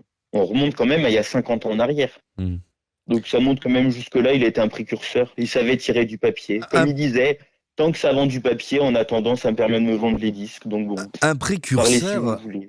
Un précurseur. En tout cas, c'est très intéressant d'avoir le point de vue d'un fan et de quelqu'un qui connaît véritablement Claude Bah, le François. souci, c'est que nous, à notre échelle, on peut, à part contredire les faits et donner Ouais. la raison de pourquoi on les contredit, en essayant de donner le maximum justement d'arguments pour qu'enfin les gens essayent de passer un peu à autre chose, surtout de plus important et de plus concret. Je me dis que voilà, moi je défends l'image que Claude François, et puis surtout sa famille, parce qu'il faut quand même se dire qu'il a 2 fils, il a des petits-enfants, enfin c'est quand même pas simple. Hein. Bien sûr. Oui, ton grand-père c'était un pédophile, machin, mais vous vous rendez compte, enfin c'est horrible. Elle porte quand même, enfin sa famille porte son nom, et on leur dit, ah bah oui, c'est un pédophile. Et bien sûr que non, bien En, sûr que non. en tout cas, maintenant que je pense que c'est important pour nos auditeurs et pour les gens qui nous écoutent d'avoir le point de vue d'un Mais fan parce que c'est des et d'un sujets c'est spécialiste. des sujets, voilà, c'est des sujets qui sont pas agréables. Bien C'est sûr. des sujets qu'on n'aime pas aborder parce que le problème, c'est que aujourd'hui, enfin, c'est pas un problème justement, c'est une très bonne chose. C'est que les femmes, effectivement, maintenant, mettent des mots sur des mal-être qu'ils ont eus et des choses qui sont inacceptables. Mais moi, ce que je veux pas, c'est que justement, on associe des sujets aussi gênants sur des personnes qui n'ont rien demandé Aussi du tout, grave. surtout qui sont mortes aussi graves, Hmm. enfin aussi inhumains. Ouais. Des agressions pareilles, je suis désolé, il faut absolument les dénoncer. En tout Mais il faut cas, dénoncer les bonnes personnes. j'aimerais à Et je me présent. dis que Oui.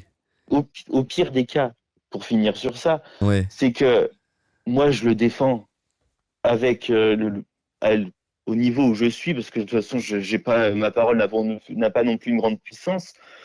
Mais j'ai envie de dire, au pire, si vous voulez parler, parlez. Mais le problème, c'est que du coup, c'est des choses qui sont totalement fausses, qui sont retransmises. Ouais, et qui seront peut-être retenues plus tard. Une chose est sûre, Bah, malheureusement. j'aimerais aussi qu'on évoque ce côté, cet héritage de Claude François peut-être un peu plus joyeux. Positif et Oui, réel, bien sûr, parce que concret. tout au long de votre livre, vous évoquez cet héritage de Claude François. Et surtout comme si ce dernier, alors ça m'a étonné, comme si ce dernier avait pensé à tous les détails de sa carrière posthume de son vivant. Mais est-ce qu'il a vraiment préparé sa carrière posthume? Il est décédé d'un accident, et puis il aurait pu mourir 100 fois d'un accident de voiture. Il Mais préparait vraiment? justement, Claude, lui, il a toujours eu peur, et comme vous nous l'avez fait écouter là tout à l'heure avec la chanson Le Mal Aimé, il a jamais eu confiance en lui, et il a toujours eu l'impression d'être mal aimé. Et lui, ce qu'il avait peur, c'est de se retrouver tout seul dans sa misère et de justement être mal aimé. Ouais. Et il a voulu tout faire pour que même après sa mort, il soit encore présent. Il aura réussi, mais il savait très bien que la vie ne tenait qu'à un fil et que qu'il décède aujourd'hui ou dans 2 ans, il fallait absolument qu'on ait une trace de lui. Et toute sa carrière, pendant à peine 16 ans, il a su justement, chaque jour, tout faire pour qu'on sache qu'il était présent Et se par la renouveler. pensée. Mais voilà. Et quand on voit aujourd'hui, il a tout fait. Les autographes de Claude François, ça se vend à un prix extraordinaire. À l'époque, il donnait des mèches de cheveux. Une mèche de cheveux de Claude François, c'est plus de 2000 euros aujourd'hui. Une Oui, mèche de un cheveux véritable que les trésor. coiffeurs ramassaient, mais clairement, que les coiffeurs ramassaient après avoir coupé les cheveux de Claude François, donnaient aux filles. Et voilà. Et quand on voit à chaque fois sur scène, c'était le premier, et je pense que ça a été un des rares seuls d'ailleurs, parce que ça lui coûtait une fortune. Ses comptables Ajouter les n'étaient pas costards. spécialement contents à chaque fois. Il jetait les boutons Les de manchettes. manchette, il jetait les cravates, il Ouais. jetait les chemises, il revenait sur scène en jetant ses peignoirs, mais il jetait un peignoir entier dans la foule en 30 secondes. C'était des confettis. Dont Et vous en avez aujourd'hui, un, il me semble. moi j'en ai un peignoir. Ouais, J'en ai un, c'est exceptionnel. ouais. 13 avril 74, et j'ai un peignoir. Alors ce qui est extraordinaire, c'est que certes, il n'y a plus la ceinture, c'est un beau peignoir blanc. On voit toutes les taches dessus, donc je pense que ça met quand même une image sur l'euphorie qu'il y a à ce moment-là. Ouais. Et ce qui est Et il extraordinaire, c'est manque qu'il y a une encore manche. il manque une manche déjà, donc j'ai la chance d'avoir un peignoir, il manque juste une manche. C'est-à-dire qu'il est totalement entier, il manque une manche. Et en plus, il reste le fond de teint sur le col de derrière. Mais c'est extraordinaire, Ouais. parce que enfin, c'est quand même un peignoir qui date de 73. Ouais. Et justement, aujourd'hui, vous regardez dans les ventes aux enchères, mais ça se vend à un prix qui est extraordinaire. C'est des reliques. C'est des reliques. Il a inventé Il les a tout reliques. fait. Il a inventé tout. Il a inventé les fan clubs, il a inventé les C'est reliques. vrai, les fan clubs C'est aussi. c'est le seul qui, justement, où on mettait quelque chose dans un tiroir en disant ça, mais ça vaudra de l'or plus tard. Mais c'est extraordinaire. Et Il c'est éclate tout le monde encore aux ventes aux enchères. et j'en reviens là-dessus sur cet héritage, sur ce qu'il avait préparé. Même si vous écrivez qu'il est l'un des pionniers, mais pour moi c'est l'un des premiers et pas l'un des pionniers puisqu'il y a eu Dalida, Sheila et puis bien d'autres avant. Oui. Il va même faire du disco. Écoutez, ce titre, le dernier succès de son vivant. Tu lui ressembles quand elle tremble et dans ta voix, j'entends parfois un peu sa voix et elle te ressemble quand elle Ah, tremble. je l'écouterais en entier si c'était moi, hein. En entière. Qu'est-ce que j'aime cette Moi, chanson. j'adore. J'ai envie de danser. Magnolia Forever, un des premiers succès disco en français. Alors bien sûr, comme je le disais, il y a eu Dalida plus tôt qui s'est lancé dans la brèche. Le premier succès international en français, c'est Où sont les femmes de Patrick Juvet. Mais voilà, c'était un précurseur dans plein de domaines. Mais qu'aurait-il fait après? Après cette carrière exceptionnelle, il y a la carrière avant les paillettes, bien sûr. Il y a la carrière paillettes que l'on connaît tous aujourd'hui, qui nous fait danser dans les anniversaires, dans les bals, dans les mariages, partout. Euh, qu'est-ce qu'il aurait fait après Claude François? On dit souvent qu'il aurait fait de la télé? Bah, le souci, c'est que, effectivement, je pense que la fin de carrière qu'il aurait eue, ça aurait été en achetant des chaînes de télé, parce qu'il était passionné par la télévision, il adorait faire ce que fait Michel Drucker. C'était deux très grands copains qui ont quasiment commencé ensemble. D'ailleurs, Michel Drucker, s'il est marié aujourd'hui, c'est grâce à Claude François, parce que dans les années 70, c'est Claude qui lui a présenté sa femme, et depuis, ils sont toujours mariés. Ouais. On le voit d'ailleurs, hein, ils sont tous les trois dans l'émission Avec le cœur, où ils l'ont co-animé tous les deux. Et on voit justement Dany Saval qui est avec ces deux hommes-là. Et justement, je pense qu'il aurait fini sa carrière en tant que présentateur télé et propriétaire de chaîne. Après, le problème, c'est que ce qu'il aurait pu faire entre la période disco et entre le moment où il aurait racheté des chaînes de télé, je pense qu'en fait, personne ne peut le dire, parce que déjà, c'est quelqu'un qui avait peur de vieillir, donc est-ce qu'il aurait été encore là? Ça, Ouais. c'est une grosse interrogation. Et moi, la deuxième interrogation, c'est que à chaque fois, il sortait quelque chose qui n'existait pas. Donc qu'est-ce Donc la qu'il aurait question, c'est inventé pas ce encore? qu'il aurait fait, mais qu'est-ce qu'il aurait créé? Ou qu'est-ce qu'il aurait chopé Et aux étant États-Unis donné, aussi? Enfin, tout à fait. Et le problème, c'est qu'en fait, on peut même pas savoir parce que peut-être que ça se trouve, ça n'a peut-être jamais existé. Et c'est ça qui est énorme. Et je pense que c'est ce qui peut justifier le fait que ce soit une légende et non un mythe. Parce qu'une légende, ça restera légendaire et un petit peu inexistant parce qu'il y a un côté quand même, il y a un côté miraculeux. Enfin, on pense tout de suite aux licornes, aux arcs-en-ciel. C'est quelque chose, le côté légendaire, quoi, oui. hyper fantastique. Il va Et pardon, excusez-moi. Il va traverser les générations, Claude François? Mais oui, parce qu'aujourd'hui, les gens qui ne savent pas qui est Claude François, vous mettez une chanson pendant un mariage ou un anniversaire, les gens dansent dessus. Ouais. Il y en a beaucoup de la génération 2000 qui ne savent pas qui c'est, mais ils adorent parce qu'ils dansent dessus. Et moi, ce qui me rend hyper heureux chaque année, c'est de voir qu'il y a un nombre De incalculable de jeunes. nouveaux fans tous Oui. les ans. Oui. Mais c'est énorme. C'est ce que C'est laisse. énorme, surtout les années 2000, parce que après les années 2000, il y a quand même eu un style de musique complètement différent de ce qu'on pouvait faire entre les années 70 et 80.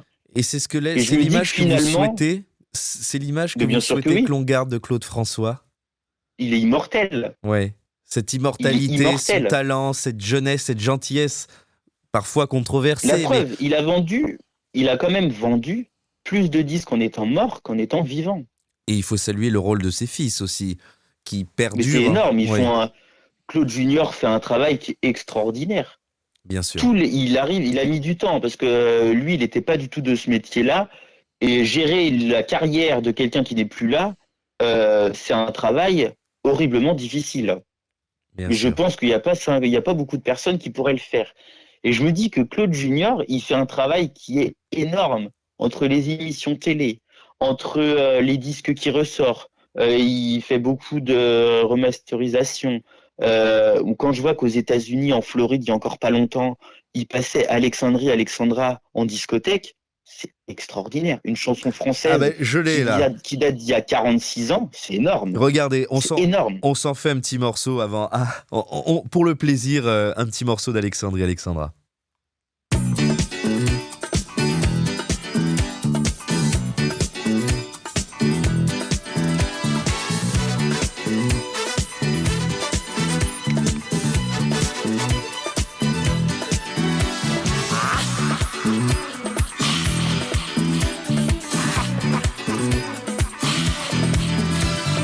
Voile sur les filles, barque sur le Nil. Quelle chanson, quel standard. Il peut pas rester assis quand on entend ça. Ah, je suis en train de me cramponner à ma chaise. C'est impossible. C'est impossible. Même quelqu'un qui peut dire qu'il aime pas Claude François ou qui ne le connaît pas, il ne peut pas rester assis. C'est impossible. En tout cas, Il y a tellement un rythme dedans et un tempo. On n'a qu'une envie, c'est aller sur la piste et puis se déhancher. vous nous le faites Il nous sentir. emmène. Vous nous le faites sentir, vous nous faites partager des moments de votre vie et des moments de la vie de Claude François dans votre livre Claude François l'absolu, sorti aux éditions Nombre 7. C'est quelque chose de... Voilà, c'est un beau voyage que vous nous proposez. Et avant de se quitter, j'aimerais... Voilà, vous nous avez dit l'héritage que que vous aimeriez laisser que vous aimeriez qu'on ait de Claude François. On a parlé de beaucoup de choses, de sa vie, de votre vie, de son œuvre, de ces passages un peu sombres qu'on souhaite qu'ils soient sombres, en tout cas de ce que j'en retiens. Mais voilà, j'aimerais qu'on se quitte avec quelques questions sur vous et sur votre amour sur Claude François. Mais avant tout, déjà, pour parler très rapidement de la maison d'édition, moi, ce que j'ai adoré, c'est qu'avec Nombre 7, au départ, moi, je suis pas du tout écrivain de métier, je suis fleuriste. Et au départ, je me suis dit, est-ce que ce que moi je vais écrire, ça pourra correspondre réellement à ce que les gens recherchent peut-être. Et moi, l'éditeur m'avait dit, moi, s'il y a un truc que je ne ferai pas, c'est de mettre un co-auteur avec toi, parce que ce qu'on veut, c'est qu'on ait un sentiment. Il m'a toujours dit ça, je veux qu'en lisant ton livre, on sache que c'est toi qui parles et que c'est ton cœur. En tout cas, et il dit, c'est hors de question que je mette quelqu'un d'autre avec toi, parce qu'on veut que ce soit ton livre et qu'on voit tes sentiments à travers ton livre. Mais on le ressent. J'ai trouvé ça génial. On le ressent dans cet ouvrage. J'espère, ça me touche en tout cas. Mais c'est sincère. Et j'aimerais que l'on se quitte avec quelques questions à réponse très rapide sur vous et sur votre passion de Claude François. Donc la première, quelle est votre chanson préférée de Claude François? C'est peut-être la plus dure. Eh ben, le problème, c'est que je sais même pas répondre à ça. Parce que je vais en sortir 15 ou 20 et j'en ai même pas une en priorité. Alors la chanson que vous allez écouter aujourd'hui? Bah là, j'avoue qu'on s'est terminé sur Alexandra et j'avoue que la période disco, moi, j'ai quand même vachement aimé. D'accord. Votre émission préférée de Claude François? Bah, tous les Carpentiers, c'était exceptionnel. C'est quelque chose qu'on voit plus aujourd'hui. Il y avait tellement une association avec des stars de l'époque, avec des duos complètement inimaginables. C'était énorme. Heureusement que c'est des réponses courtes. Hein. Oui, hein. Votre duo préféré avec Claude François? Avec Kathleen, c'était touchant. La copine de l'époque. La chanson, je l'ai plus en mémoire. C'est comme ça que l'on s'est aimé? Oui. Ah. Bah, c'était beau. C'était sa dernière copine et puis c'était émouvant, je trouve. Votre objet de collection préféré, puisque vous êtes un grand collectionneur de Claude François? J'en ai beaucoup, mais j'en retiendrai surtout un, c'est son peignoir, parce que j'ai l'impression d'avoir un petit bout de lui avec moi. Ouais. Eh oui, c'est touchant.